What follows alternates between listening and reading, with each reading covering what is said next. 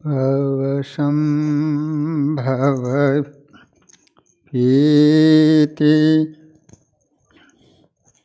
भेदनम् सुखसम्पत् करुणानिकेतनम्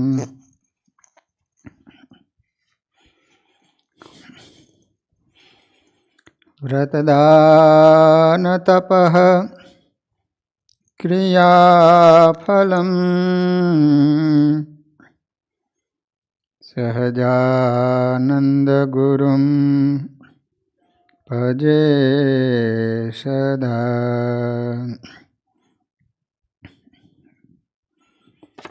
ॐ अवतारिणे श्री स्वामिनारायणाय नमो नमः। श्री हरिकृष्णाय घनश्यामाय नीलकण्ठाय श्रीवदासाय नमो नमः। बोलो स्वामिनारायण भगवाननी, श्री हरिकृष्ण महाराजनी, श्री नरनारायण देवनी, श्री लक्ष्मीनारायण देवनी, श्री रेवती बड़देवजी महाराजनी जय।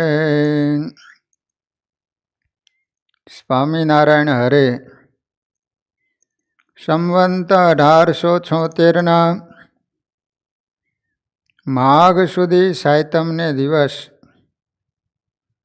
શ્રીજી મહારાજ શ્રી ગરડા મધ્યે દાદા ખાચરના દરબારમાં ઉગમણે બાર ઓરડાની ઓસરીએ ઢોલિયા ઉપર સાંજને સમયે બિરાજમાન હતા અને માથે ધોળી પાગ બાંધી હતી. ધોળી ચાદર ઓઢી હતી અને ધોળો ખેસ પહેર્યો હતો અને પાઘને વિશે પીળા પુષ્પના તોરા લટકતા હતા ને કંઠને વિશે પીળા પુષ્પના હાર પહેર્યા હતા અને બે કાનની ઉપર પીળા પુષ્પના ગુચ્છ ખોસ્યા હતા ને પોતાના મુખારવિંદની આગળ મુનિ તથા દેશ દેશના હરિભક્તની સભા ભરાઈને બેઠી હતી. તે સમયે શ્રીજી મહારાજ સર્વે ભક્તજન ઉપર કરુણાની દ્રષ્ટિએ કરીને સર્વ સામું જોઈને બોલ્યા, જે સર્વે સાંભળો, એક પ્રશ્ન પૂછીએ છીએ.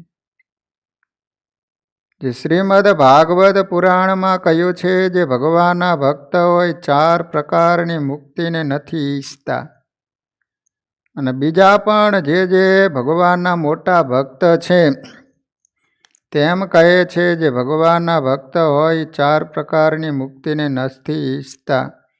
એ 4 પ્રકારની મુક્તિ તે શું?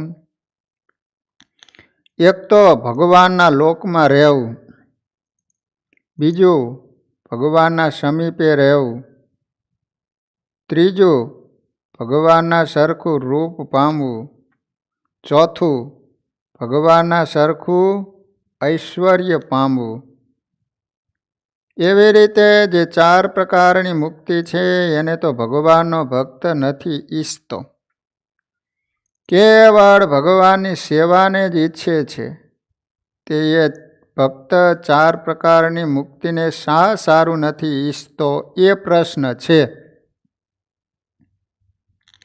એનો ઉત્તર જેને જેવો આવડે તેવો તે કરો. સર્વે પરમહંસ ઉત્તર કરવા લાગ્યા પણ ઉત્તર થયો નહીં.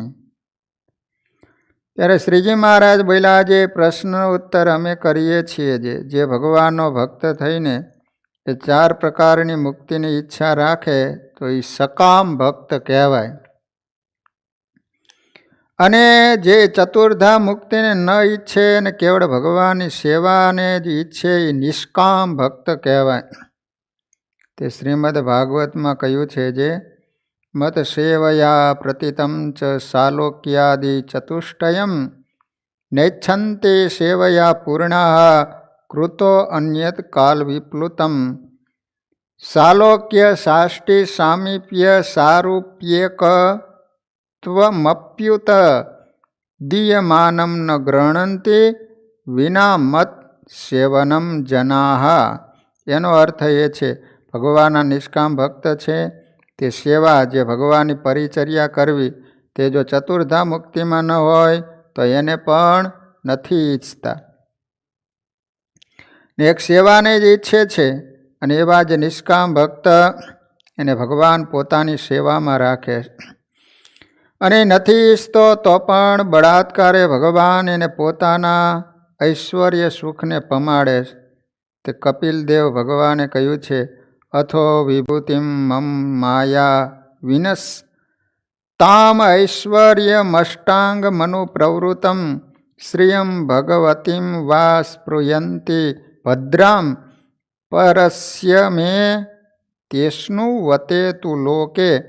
અને નિષ્કામ ભક્તને ગીતામાં ભગવાને જ્ઞાની કહ્યો છે અને જે સકામ ભક્ત છે એને અર્થાથી કહ્યો છે. માટે ભગવાનના ભક્તને ભગવાનની સેવા વિના બીજું કાંઈ ન ઈચ્છું અને ઈચ્છે તો એમાં એટલી કાયચપ કહેવાય. અને જો કાયચપ હોય તો નિષ્કામ એવા ભગવાનના એકાંતિક ભક્ત એનો સમાગમ કરીને એ કાયચપને ટાળવી. ઇતિ વચનામૃતમ ગરડા પ્રથમ પ્રકરણનું 43મું થયું.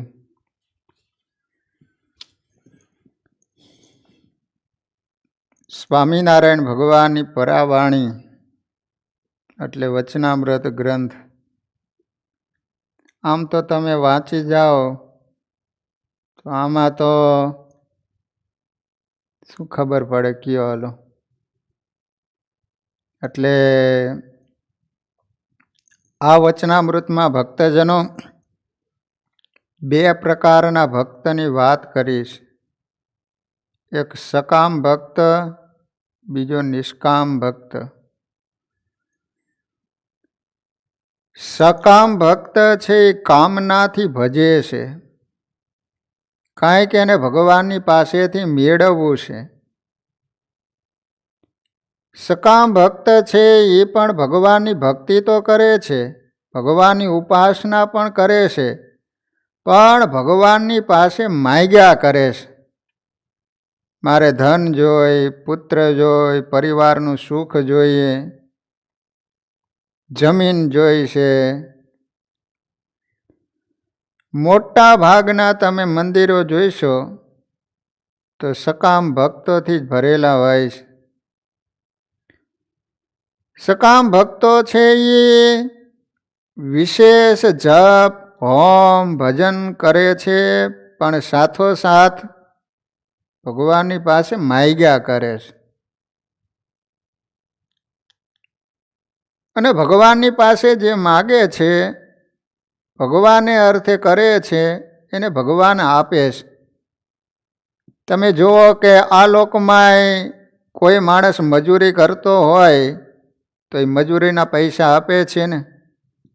કોઈનો ભાર ન રાખે મોરારી, આપે વ્યાજ સહિત ગીરધારી. માગવું એ આમ તો ઠીક છે. એ વિશે તમને એક વાત કહું કે મુસ્લિમ એક સૂફી સંત જેનું નામ હતું ફરીદ. નિષ્કુળાનંદ સ્વામીએ નિષ્કુળાનંદ કાવ્યની અંદર ફરીદ સંતને યાદ કર્યા છે. હવે જ્યાં રહેતા હતા એ ગામમાં મદ્રેસા નહોતી. મદ્રેસા એટલે મુસ્લિમ બાળકોને ભણાવવા માટેની સ્કૂલ હોય એને મદ્રેસા કહેવામાં આવે. એટલે ગામના લોકોએ સંત ફરીદને વાત કરી કે આપણા ગામમાં મદ્રેસા નથી તો તમે બંધાવી આપો. એટલે સંત ફરીદને એમ થયું કે મારો શિષ્ય અકબર છે, તો ચાલો અકબરની પાસે જઈને વાત કરું તો એ મદ્રેસા બંધાવી આપશે. સૂફી સંત અકબરની પાસે માગવા માટે જાય છે કે અમારા ગામમાં મદ્રેસા બનાવી આપો. તો એ વખતે બરોબર અકબર નમાજ પઢતા હતા. તો સૂફી સંત જઈ અને ઊભા રહ્યા. નમાજ પઢતા પઢતા એને ખુદાની આગળ માગણી કરી કે હે ખુદા, મને વિશેષ સંપત્તિ આપજો, વિશેષ મારું રાજ્ય મોટું બને. આ રીતે ખુદાની પાસે અકબર માગણી કરી રહ્યા હતા. એટલે સૂફી સંતે વિચાર કર્યો કે આ ખુદાની પાસે માગણી કરે છે, તો હવે મારે આની પાસે શું માગવું? એટલે એ તો ચાલતા થયા. અકબરની નમાજ પૂરી થઈ. એને ખ્યાલ આવ્યો કે મારા ગુરુ સૂફી સંત પધાર્યા હતા અને એ ચાલવા લાગ્યા છે. તરત જ અકબર જઈ પગમાં પડી અને કહે છે કે ગુરુજી, તમે આવી અને કેમ અચાનક ભાગ્યા? ત્યારે સૂફી સંત વાત કરી કે અકબર કહે છે કે મારી શું કાંઈ ભૂલ થઈ? સૂફી કહે છે કે ભૂલ તમારી નથી, પણ ભૂલ મારી થઈ છે. તો કે કેમ? તો કે ભિખારી પાસે શું માગવું? મને એમ કે તારી પાસે જઈને હું વાત કરું તો મને મદ્રેસા બાંધી આપે, પણ તું ભગવાનની આગળ ભીખ જ માગતો તો તું ભિખારી જ શું? ભિખારીની પાસે મારે શું માગવું એમ? અને તું ખુદાની પાસે માગતો હોય તો ડાયરેક્ટ હું પણ ખુદાની પાસે તો માગી જ શકું છું ને, તો વચમાં તને મીડિયા બનાવું. એટલે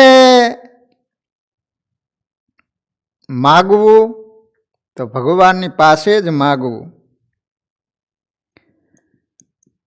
ભગવાનની પાસે માગવું એમાં દોષ નથી. જો નહીતર તો આપણા શાસ્ત્રોની અંદર જો સતાનંદ સ્વામીએ જનમંગલ સ્તોત્ર બનાવ્યું અને કહ્યું કે તમારા જીવનમાં કાંઈ દુઃખ આવે, જેને પુત્ર ન હોય, સંપત્તિ ન હોય, તો તમે આ જનમંગલનું પુરસ્ચરણ કરજો. પુરસ્ચરણ એટલે 11,000 જનમંગલના પાઠ કરો એટલે એક પુરસ્ચરણ થાય. તો વિષ્ણુ સહસ્ત્ર નામના પાઠ કરજો, એકાદશીનું વ્રત કરજો, તો તમને જે ઈચ્છા હોય એ પૂરી થશે. તો શાસ્ત્રોની અંદર આ બતાવવામાં આવ્યું. એનો અર્થ એ થયો કે સકામ ભક્ત છે, જેને કાંઈક જોતું છે તો એ ભગવાનની પાસે માગે છે તો ભગવાન એને આપે છે. માટે માગવું તો ભગવાનની પાસે જ માગવું, પણ જેની તેની પાસે માગ્યા ન કરવું. જે રીતે પતિવ્રતા નારી હોય એ માગે તો પોતાના પતિની પાસે જ માગે, વ્યાજબી કહેવાય. બાકી પાડોશીમાં જેની તેની પાસે માગ્યા કરે તો એ વ્યાજબી ન કહેવાય. એમ ભગવાનના ભક્તોએ માગવું તો પોતાના ઈષ્ટદેવની જ પાસે માગવું. બાકી 17 ઠેકાણે ચોખા ચોડવા માટે જાય એની કંઈ ભગવાન ઈચ્છાઓ પૂરી કરતા નથી.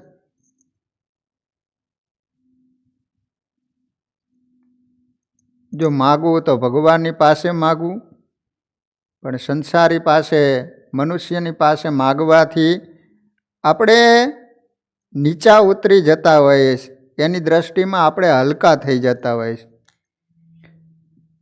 મનુષ્યની પાસે માગવાથી આપણે હલકા થઈ જતા હોઈએ છીએ, પણ ભગવાનની પાસે માગવાથી આપણે ભગવાનની નજરમાં આવી જતા હોઈએ છીએ. આપણે ભગવાનની પાસે જઈને માગ્યા જ કરીએ, ભગવાન મને આપજો, ભગવાન મને આપજો. ભગવાન એમ થાય છે આ કાયમ માગ કરે છે, એટલે આપણે ભગવાનની નજરમાં આવી જઈએ.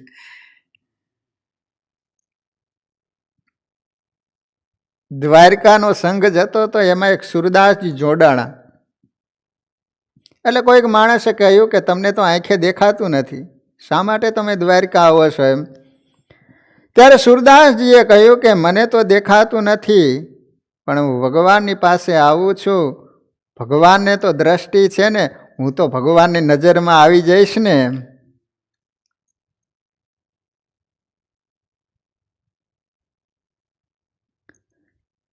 કોઈની પાસે માગવું હોય તો એની આગળ ઝૂકવું પડે, એના દાસ થવું પડે, એના ગુલામ થવું પડે.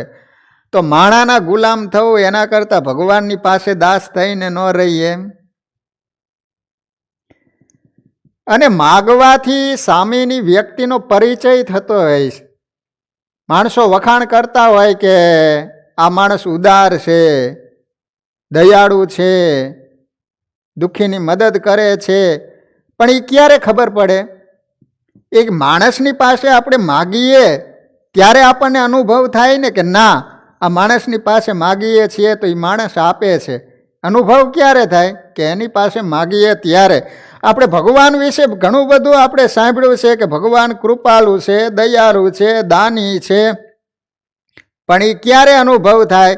કે ભગવાનની પાસે જ્યારે માગીએ ત્યારે આપણને ખ્યાલ આવે કે ખરેખર શાસ્ત્રો ભગવાનને દયાળુ કહે છે, એવા જ દયાળુ છે. ભગવાનનો પરિચય થાય છે. અને સમાજમાં સંસારીની પાસે માગવાથી ફજેતી થાય છે.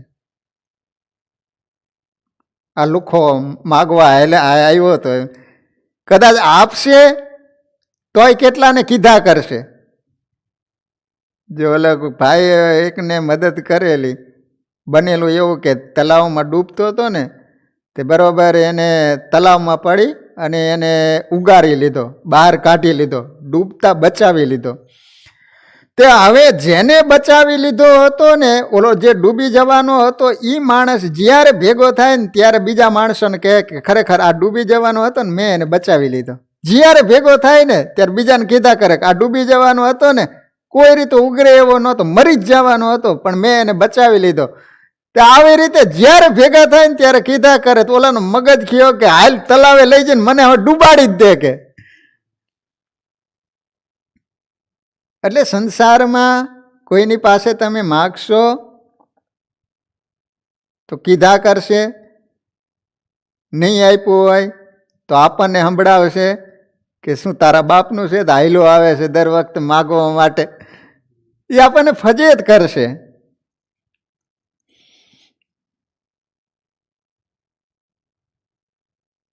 આમ તમે જુઓ કે પ્રારંભમાં જે કોઈ ભક્તો ભગવાનમાં જોડાણા હશે ને, એ પહેલાં તો સકામ જ હશે. કારણ કે જીવનમાં દુઃખ આવ્યા હશે. તમે આમ જુઓ કે આમ કોઈ માણસ ભગવાનની પાસે જોડાય એવા નથી, કોઈ ભગવાનની પાસે આવે એવા નથી. પણ જ્યારે સંસારમાં એક હાંધે તેર તૂટે, કોઈ રીતે મેળ પડે એવું ન હોય ને, ત્યારે અંતે થાકીને ભગવાનની પાસે આવતો હોય છે. જો દાસ ધીરો ભગત થઈ ગયો, એની એવી ગરીબાઈ હતી. પછી એમાં બરોબર એક સંત મળ્યા. દાસ ધીરાને કહે છે કે ધીરા, તારે જો સુખી થવું હોય તો લે રામ નામનો જપ કર. અને એ સંતના કહેવાથી દાસ ધીરો રામ રામ રામ રામ રામ રામ જપ શરૂ કરી દીધો. અને એવી ભગવાનની ભક્તિ કરવા માંડ્યો.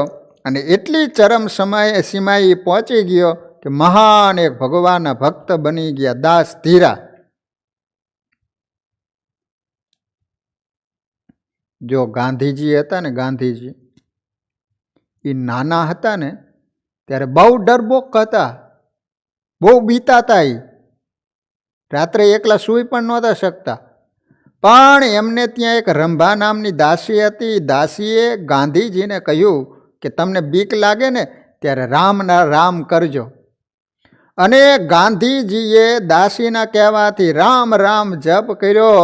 તો સામે બ્રિટિશની તોપોના ભડાકા થતા હતા, છતાંય પણ મહાત્મા ગાંધી ડરતા નહોતા. આટલા નિર્ભય બન્યા એનું કારણ શું?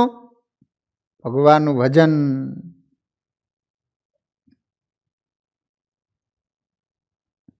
એટલે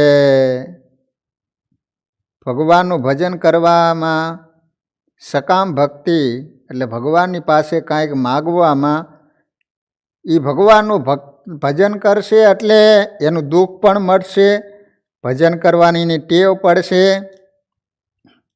પણ શરત એક જ છે કે ભગવાનની પાસે માગવું.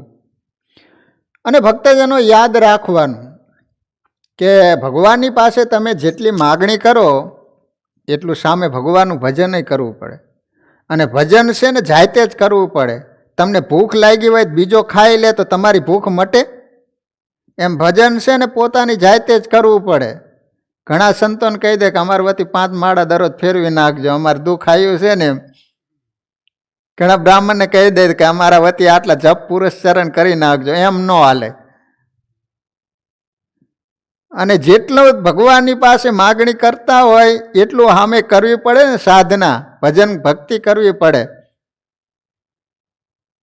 ઘણા ભગવાનની પાસે 1 લાખ રૂપિયાની માગણી કરે ને સામે એક જ માળા ફેરવે. ભગવાન નથી સમજતા, કાંઈ હું ભોળો નથી રે, હું કાંઈ ગાંડો નથી રે. અમુક માણસો તો હનુમાનજી મહારાજને કહેતા હોય કે હે હનુમાનજી મહારાજ, આ 5 લાખની લોટરી લગાડી દઈશો તો તમને 250 ગ્રામ તેલ ચડાવી દઈશ. હનુમાનજી મહારાજ વિચાર ન કરે કે 5 લાખ તારા રૂપિયા તને આપી દઉં તો તેલનો મોટો હોજ જ બનાવીને અંદર ધૂપકા ન માર્યા કરું. સામે એટલું કરવું પડે ને.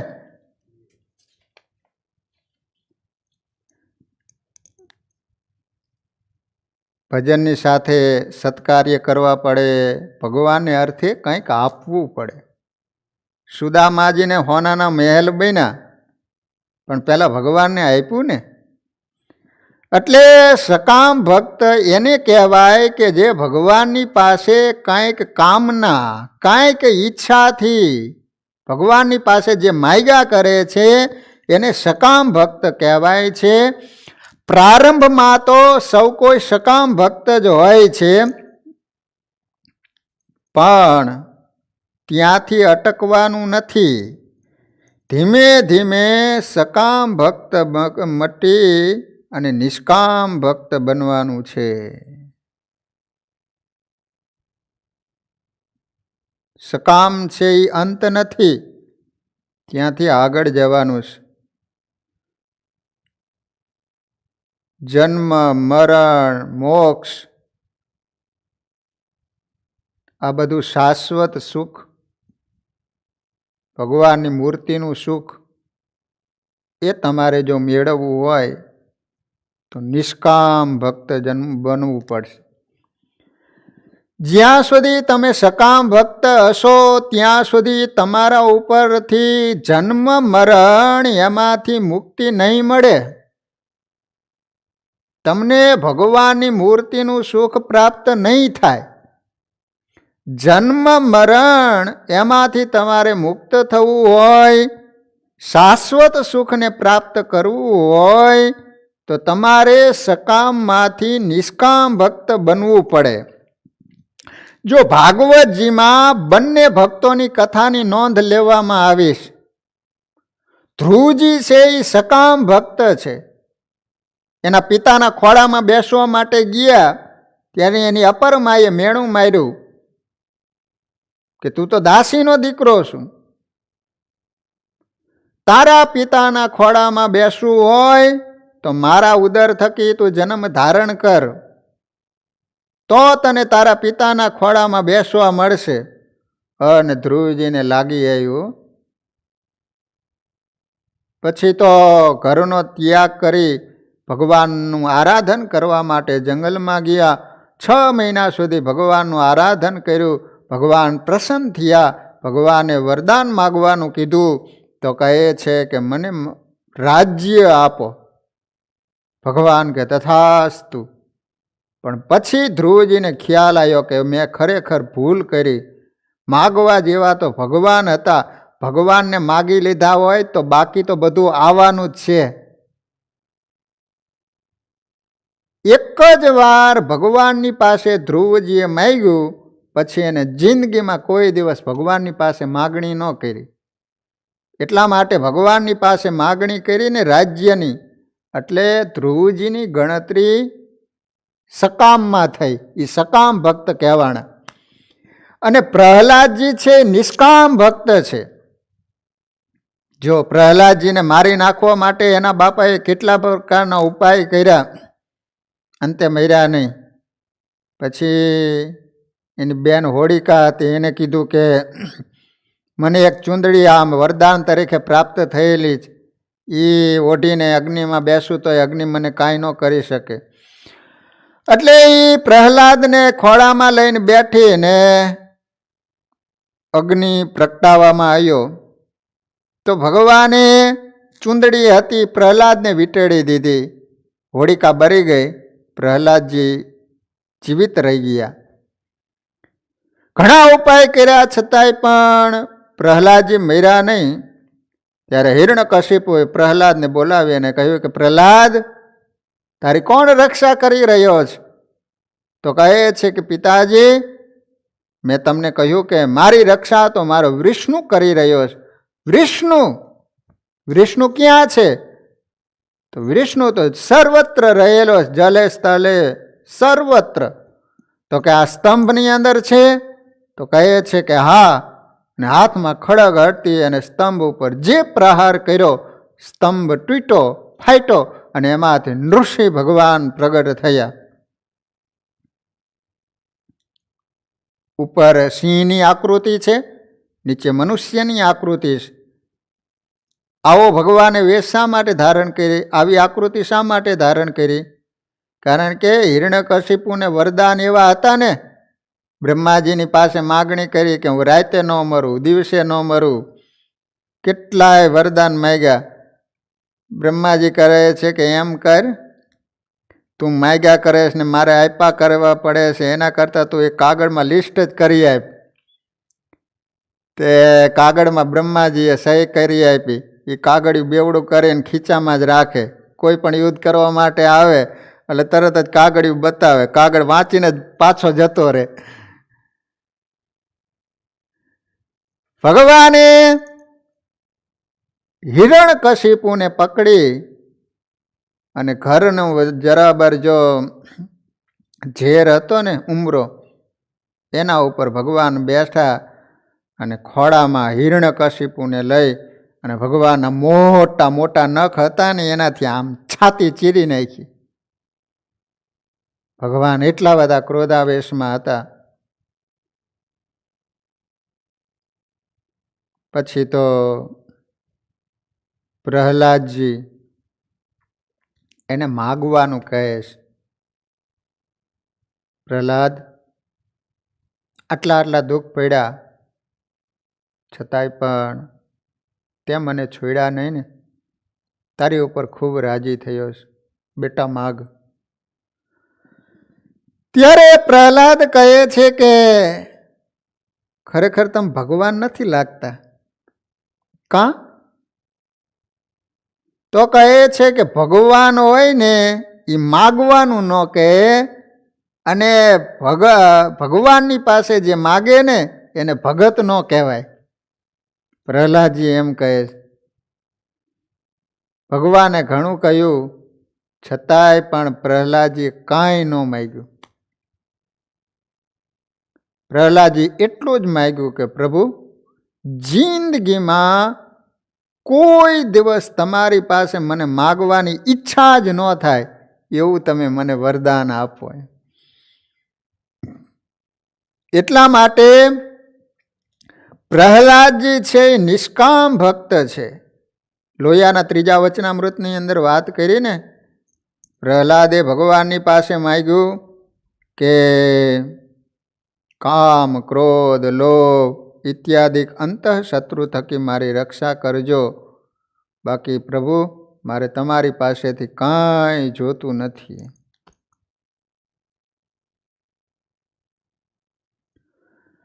નિષ્કામ ભક્ત છે ને એ ભગવાનની પાસે નથી માગતા. એનું કારણ એવું છે કે એને આ જગતના નાશવંત અને દુઃખદાયક પદાર્થ ગણ્યા છે, લાગ્યા છે, એને અનુભવ થઈ ગયો છે. એટલા માટે એ ભગવાનની પાસે માગણી કરતા જ નથી.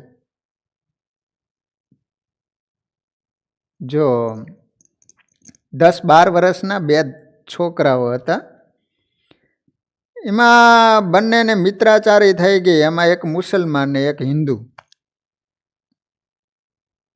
હિન્દુ છોકરો હતો, એનું નામ હતું ભગલો. તે હવે ભગલો ને બે રમતા હતા ને, એમાં વીછીએ ડંખ માર્યો, અને વીછીએ ડંખ માર્યો ને તે ભગલો રાયડું પાડે. તે એનો મિત્ર ઓલો મુસલમાન હતો, એની મા પાસે લઈ ગયા. એની માને કહે છે કે આ ભગલાને વીછીએ ડંખ માર્યો. તે એની માએ ખાંડ અને ઘી આપ્યા કે લે આ તું ખાઈ જાય. તે પછી એની માએ ઘી ને ખાંડ ખાવા માટે આપ્યા, તે ખાઈ ગયો. ઓલો મુસલમાનનો છોકરો હતો, એને વિચાર કર્યો કે હા, વીછી ડંખ મારે ને તો ઘી ને ખાંડ ખાવા મળે. તે દરરોજ ખુદાને પ્રાર્થના કરે કે હે પરવરદિગાર, તું એક વીછી મને ભેજ દે. હે પરવરદિગાર ખુદા, મને એક વીછી આપજે.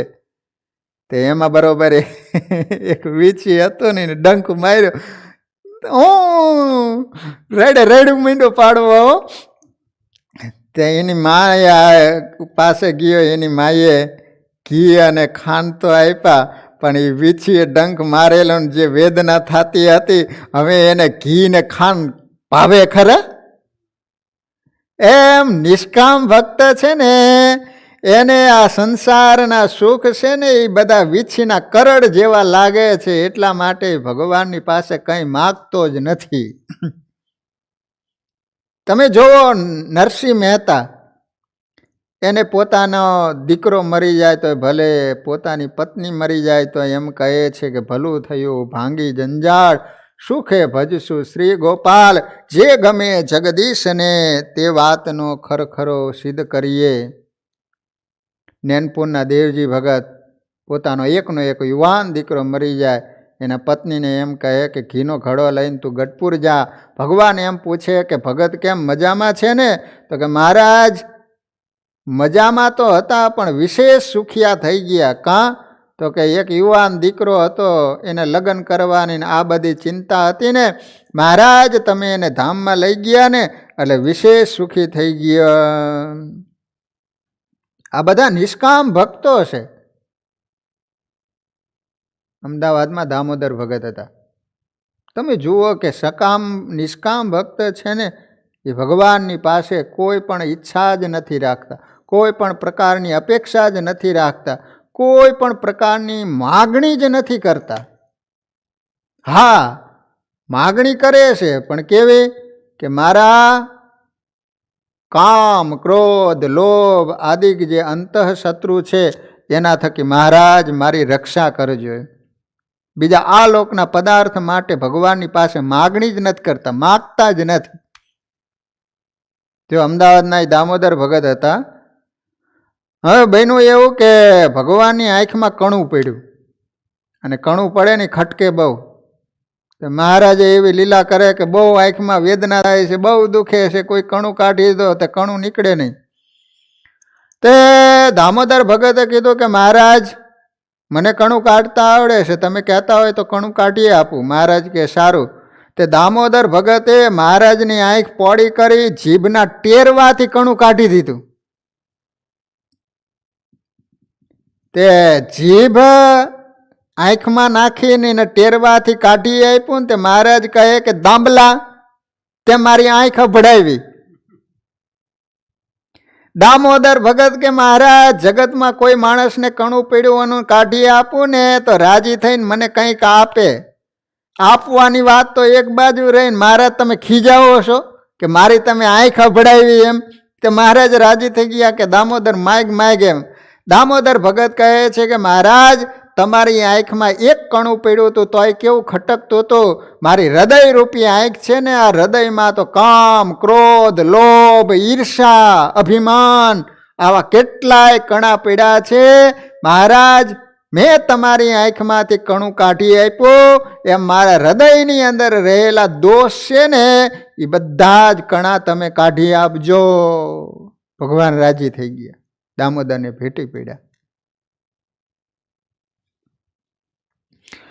તો આ વચનામૃતની અંદર મહારાજ એમ કહે છે કે ભગવાનનો જે નિષ્કામ ભક્ત છે એ ભગવાનની પાસે 4 પ્રકારની મુક્તિની પણ ઈચ્છા રાખતો નથી. અને નરસિંહ મહેતાએ પણ ગાયું છે કે હરિના જન તો મુક્તિ ન માગે, માગે જન્મો જન્મ અવતાર રે, નિત સેવા નિત ઉત્સવ. નરસિંહ મહેતા કહે છે કે હે મહારાજ, મને તો જન્મો જન્મ અવતાર આપજો કે જેને કારણે કાયમ તમારું કીર્તન કરી શકું, તમારા ગુણાનુવાદ ગાઈ શકું. ભગવાનના નિષ્કામ ભક્ત છે એ ભગવાનની પાસે 4 પ્રકારની મુક્તિની પણ ઈચ્છા નથી રાખતા. પણ આ વચનામૃતની અંદર મહારાજ એમ કહે છે કે ભગવાન એને બલાત્કારે આપે છે. જે ઈચ્છા નથી રાખતા એને ભગવાન બલાત્કારે આપે છે, અને જે માગે છે એને ભગવાન આપતા નથી. એનું કારણ એવું છે ભક્તજનો, જે ભગવાનની પાસે 4 પ્રકારની મુક્તિની ઈચ્છા રાખે છે એનો અર્થ એ થયો કે જે તમે માગી રહ્યા છો એ સાધ્ય થઈ ગયું, ને ભગવાન છે એ સાધન થઈ ગયા. અને ભગવાનનો ભક્ત હોય એની અંત અવસ્થા આવે એટલે શરીર તો પડવાનું જ છે. તો શરીર જ્યારે પડે છે ત્યારે ભગવાન એવો જે નિષ્કામ ભક્ત છે એને પોતાના ધામમાં રાખે છે, પોતાની પાસે. એને સાલોક્ય કહેવામાં આવે. પછી સામીપ્ય. હવે એવો જે નિષ્કામ ભક્ત છે એને પોતાના ભગવાન પાસે જ રાખે છે. એટલે બીજા પ્રકારની મુક્તિ તો મળી જ જવાની છે.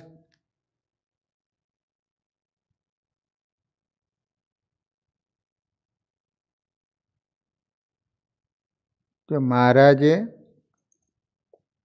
ગઢડામાં ઢોલિયા ઉપર બેઠા હતા. તે મહારાજે સંતોને કહ્યું, સંતો તમે અમારા દાસ છો કે ઢોલિયાના દાસ છો? તો કે મહારાજ તમારા દાસ છીએ. તો કે અહીંથી બહાર નીકળી જાઓ, આમ દૂર બેસો. નિત્યાનંદ સ્વામીને પૂછ્યું, તમે કોના દાસ છો? તો કે મહારાજ તમારા દાસ છે, અમારાથી દૂર બેસો. તે આવી રીતે એક પછી એક સંતો, બધા સંતોને દૂર બેસાડી દીધા. સુરા ખાચરને કીધું, સુરા ખાચર તમે કોના દાસ છો? અમારા છો ઢોલિયાના દાસ છો? મહારાજ અમે તો ઢોલિયાના દાસ છીએ. હા આવો આવો અહીંયા ઢોલિયા ઉપર બેહો કે. અલે ખાચરને પૂછ્યું, અમારા દાસ છો ઢોલિયાના દાસ છો? મહારાજ તમારા ઢોલિયાના દાસ. હા અહીંયા ઈ ઉપર બેહો, ઈ ઉપર બેહો. પછી મહારાજ છે ને હળવેક લઈને ઊભા થઈને જ્યાં સંતો બેઠા હતા ને ત્યાં જઈને વચમાં બેસી ગયા. તે સુરા ખાચર ને સોમલા ખાચર ઢોલિયા પાસે બેઠા હતા ને એ બધા ઊભા થઈને મહારાજ જ્યાં બેઠા હતા ને ત્યાં આવવા માંડ્યા. મહારાજ કહે છે કે તમે ઢોલિયાના દાસ છો, ઢોલિયા પાસે જ બેહો કે.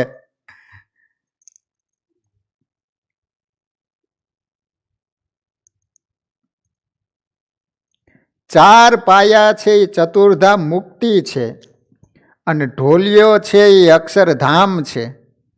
પણ જે ભક્ત અક્ષરધામ કે ચતુર્ધામ મુક્તિની પણ જે ઈચ્છા રાખતા નથી અને માત્ર ને માત્ર જે ભગવાનની જ ઈચ્છા રાખે છે, તો અહીંયા વચનામૃતમાં મહારાજ કહે છે કે ભગવાન એને ચતુર્ધામ મુક્તિ સામેથી આપે છે. એવા નિષ્કામ ભક્ત અંબરીશ રાજા થઈ ગયા. તમે જો કે અંબરીશ રાજા જાતે બધું કરતા હો, પાણી सींचे જાતે, ભગવાનનો થાળ બનાવે, રાજા હોવા છતાંય. હવે બનેલું એવું કે અંબરીશ રાજા એમને ત્યાં આવ્યા, એકાદશીનું વ્રત કરેલું. તો અંબરીશ રાજા સ્નાન કરીને કે અમે આવીએ છીએ ત્યાં સુધીમાં તું તૈયાર કરી રાખજે બધું. તે આ બાજુ એકાદશીનું પારણું કરવું પડે, પારણું ન કરે તમને ફળ ન મળે. દુર્વાસાને આવતા વાર લાગી એટલે બ્રાહ્મણોને પૂછ્યું એટલે બ્રાહ્મણોએ કીધું કે ભગવાનનું અભિષેકનું જળ હોય એનું તમે પાન કરો તો પારણું થઈ ગયું કહેવાય અને ઉપવાસનો ભંગ ન થાય. તે દુર્વાસા મુનિ આવ્યા ને એને ખ્યાલ આવ્યો ને એકદમ ક્રોધાયમાન થયા કે અમને પીડા મૂકીને તે જમી લીધું. મારી નાખવા માટે કૃત્યાઓને ઉત્પન્ન કરી. કૃત્યાઓ જ્યાં અમરીશ રાજાને મારવા માટે જાય છે એ જ વખતે સુદર્શન ચક્ર ભગવાને રક્ષામાં મૂકેલું હતું એ પાછળ પડ્યું. કૃત્યાઓને કાપીને દુર્વાસા મુનિ આગળ, સુદર્શન ચક્ર પાછળ. શંકર ભગવાન પાસે જઈને કે પાહીમામ પાહીમામ. ભગવાન કે હું ન બચાવી શકું. બ્રહ્માજીની પાસે ગયા. બ્રહ્મા કે હું ન બચાવી શકું. વિષ્ણુ ભગવાનની પાસે ગયા. વિષ્ણુ ભગવાન કે હું ન બચાવી શકું. જેનું સુદર્શન ચક્ર છે એની પાસે તમે જાઓ. અંતે અમરીશ રાજા પાસે ગયા. અમરીશ રાજાએ કીધું કે હે સુદર્શન ચક્ર, તમે આમ દુર્વાસા મુનિ પ્રત્યે પહેલી જેવી ભાવના હતી અદ્યાપી પર્યંત એવી ને એવી ભાવના હોય તો તમારા સ્થાને બેસી જાઓ. તરત સુદર્શન ચક્ર પોતાના સ્થાને બેસી ગયું. કહેવાનો આશય કે અમરીશ રાજાને કાંઈ નહોતું જોતું, માત્ર ભગવાન જ જોતા હતા. તો સામેથી ભગવાને એની રક્ષા કરવા માટે સુદર્શન ચક્ર આપ્યું હતું. ભરતજી હતા એ પણ નિષ્કામ ભક્ત હતા. ભગવાનની પાસે એ જ માગણી કરી કે જન્મો જન્મ મને રામ ભગવાનના ચરણારવિંદમાં રતિ થાય, પ્રેમ થાય જાય. મોક્ષ છે એ પુરુષાર્થથી મળે છે, પણ ભગવાનની ભક્તિ છે ને એ ભગવાન પોતે દયા કરે ને ત્યારે જ મળતી હોય છે. માટે નિષ્કામ ભક્ત છે એ ભગવાનની મૂર્તિને જ માગે છે. અહીંયા એમ કહે છે કે નિષ્કામ ભક્ત છે એ ભગવાનની સેવા વિના બીજું કાંઈ ઈચ્છતા નથી. સેવા એટલે શું? શું અક્ષરધામમાં રસોઈ બનાવવાની છે? પ્રાઇમેસને પ્રંપ મારવાના છે? અહીંયા શું અક્ષરધામ વાસણ ઉટકવાના છે? સેવા એટલે શું? સેવા એટલે ભગવાનની મૂર્તિની સામે જોઈ જ રહેવું, ભગવાનની મૂર્તિનું સુખ માણવું, એનું નામ કહેવામાં આવે છે સેવા. જો ડૉક્ટર તમને એમ નથી કહેતા કે આ દવા છે એનું સેવન કરજો, એટલે શું કરવાનું? દવાને પીવાની. એમ સેવા એટલે ભગવાનના અક્ષરધામમાં ભગવાનની મૂર્તિનું સુખ માણવું, એનું નામ કહેવામાં આવે છે સેવા.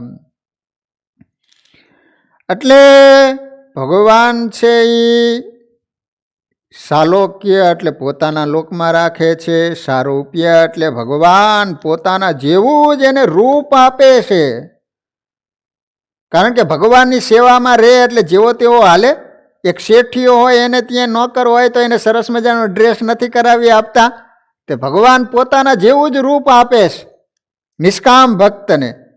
ઓલા ગોંડલના દાસી જીવણ હતા ને, એના ભજન આવે છે ને દાસી જીવણ, તો એ જ્યારે ભજન કરવા માટે બેસે ને હાથમાં તંબુરો લઈને, તાર જ્યારે પરમાત્માના મસ્ત બને એ વખતે ગોંડલના રાણી છે એ સાંભળવા માટે આવેલા. ભજન પૂરા થયા એટલે દાસી જીવણને કહ્યું કે તમે તો ખુદાના જ્યારે ભગવાનના ભજન ગાવો છો ત્યારે આવો ઠાઠમાઠ કેમ? સરસ મજાના કપડાં ને હાર ને આન તેન પહેરીને તમે ભજન ગાવો છો એમ. ત્યારે દાસી જીવણે રાણીને કહ્યું કે તમે કેમ આટલા બધા શણગાર સજીને આવ્યા છો એમ? તમે કેમ બની ઠનીને આવ્યા છો એમ? તો કહે છે કે હું જેવા તેવા લઘર વગર કપડાં પહેરીને આવું ને તો રાજાની આબરૂ જાય, આબરૂ. ત્યારે દાસી જીવણે કહ્યું કે હું જ્યારે એક તારો લઈને ભગવાનમાં સંકીર્તન કરવા માટે બેસું છું ત્યારે સ્વયં ગોલોકાધિપતિ ભગવાન આવીને મારી સામે બિરાજમાન થતા હોય તો ભગવાનની સામે હું લઘર વગર કપડાં પહેરીને બેઠો હોય ને તો મારા ભગવાનની આબરૂ જાય. એટલે ભગવાન છે એ પોતાના જેવું રૂપ આપે છે. સાયુજ્ય એટલે ઐશ્વર્ય, ભગવાન પોતાના જેવું જ ઐશ્વર્ય ભગતને આપે છે. દાખલા તરીકે રાષ્ટ્રપતિના અંગરક્ષક હોય તો એ જેવા તેવા હોય તો હાલે? તો આ ભગવાનની સેવામાં રહેલો હોય એટલે ભગવાન એને ઐશ્વર્ય એવું આપે. સામીપ્ય, કાયમને માટે ભગવાન પોતાના સમીપે રાખે છે. હવે શાસ્ત્રોમાં બીજી પણ વાત લખાવી કે એવા જે ભગવાનના નિષ્કામ ભક્ત છે, પરમ નિષ્કામ ભક્ત છે, એને ભગવાન પોતાની સેવામાં રાખે છે. તો એવા મુક્તો ભગવાનની શું સેવા કરે છે? તો હરિલીલામૃતની અંદર વિહારીલાલજી મહારાજે એવું લખ્યું કે એવા મુક્તોને ભગવાનની સેવા કરવાની ઈચ્છા થાય તો પોતે મુગટ બની જાય. કોઈક મુક્તો હાર બનીને ભગવાનની સેવા કરે, કોઈ કડા બનીને ભગવાનની સેવા કરે છે. આ રીતે ભગવાનની સેવા કરે છે. તો અહીંયા મહારાજે છેલ્લે એવું લખ્યું કે એમાં કદાચ કાયચપ હોય તો નિષ્કામ એવા જે ભગવાનના એકાંતિક ભગત એનો સમાગમ કરી અને એ કાયચપને ટાળવી. આ રીતે મહારાજે 43મા વચનામૃતની અંદર ભગવાનનો નિષ્કામ ભક્ત છે એ ચતુર્ધા મુક્તિની નથી ઈચ્છા રાખતો, માત્ર ને માત્ર ભગવાનની સેવાની ઈચ્છા રાખે છે. તો આ રીતે વાલા ભક્તજનો 43મું વચનામૃત અહીંયા પૂરું થયું. દરેક હરિભક્તોને જણાવવાનું કે વાલા ભક્તજનો, કાલે શનિવાર, તો દર સેટરડે આપણા મંદિરમાં 4 થી 5 વાગ્યા સુધી કથા વાર્તા થાય છે. 5 થી 6 વાગ્યા સુધી કહુત ગેમ પ્રશ્નોત્તરીનો સુંદર મજાનો પ્રોગ્રામ રાખવામાં આવે છે. તો દરેક ભક્તજનો, કાલે સેટરડે છે એટલે 4 થી 5 વાગ્યા સુધી દરેક કથાનું શ્રવણ કરજો. એના ઉપરથી જ પ્રશ્નો કાઢવામાં આવેલા હોય છે. માટે ખાસ જો તમે ધ્યાનપૂર્વક એકાગ્રતાપૂર્વક કથા સાંભળશો તો ચોક્કસ તમને બધા પ્રશ્નો આવડશે. માટે ખાસ દરેક ભાઈઓ અને બહેનો કથા સાંભળવાનો આગ્રહ રાખજો. અને 5 થી 6 પ્રશ્નોત્તરી અને 6 થી 7 વાગ્યા સુધી ઝૂમ દ્વારા કીર્તન ભક્તિ થશે. અને 7 વાગ્યે આરતી, ત્યારબાદ હનુમાનજી મહારાજની આરતી, ત્યારબાદ હનુમાન ચાલીસાનો પાઠ અને 7:30 થી 8 વાગ્યા સુધી આપણી શનિવારની સભાની કથા, ભગવાનના ચરિત્રોનું શ્રવણ કરવાનો લાભ મળશે.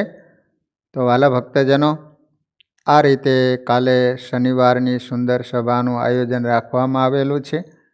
જે કોઈ હરિભક્તોને યજમાન બનવાની ઈચ્છા હોય તો ફોન કરી તમારું નામ જણાવી દેશો.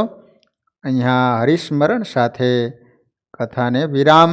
શ્રીપતિમ શ્રીધરમ સર્વદેવેશ્વરમ ભક્તિધરમ આત્મજમ વાસુદેવમ હરિ માધવમ કેશવમ કામદમ કારણમ સ્વામિનારાયણમ નીલકંઠમ ભજે સહજાન સ્વામી મહારાજની.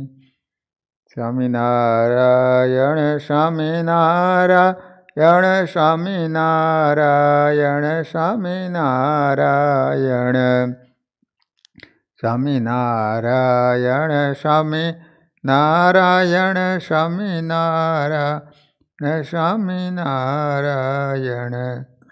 સ્વામિનારાયણ સ્વામિનારાયણ સ્વામિનારાયણ સ્વામિનારાયણ સ્વામિનારાયણ સ્વામિનારાયણ સ્વામિનારાયણ સ્વામિનારાયણ સ્વામિનારાયણ સ્વામિનારાયણ સ્વામિનારાયણ.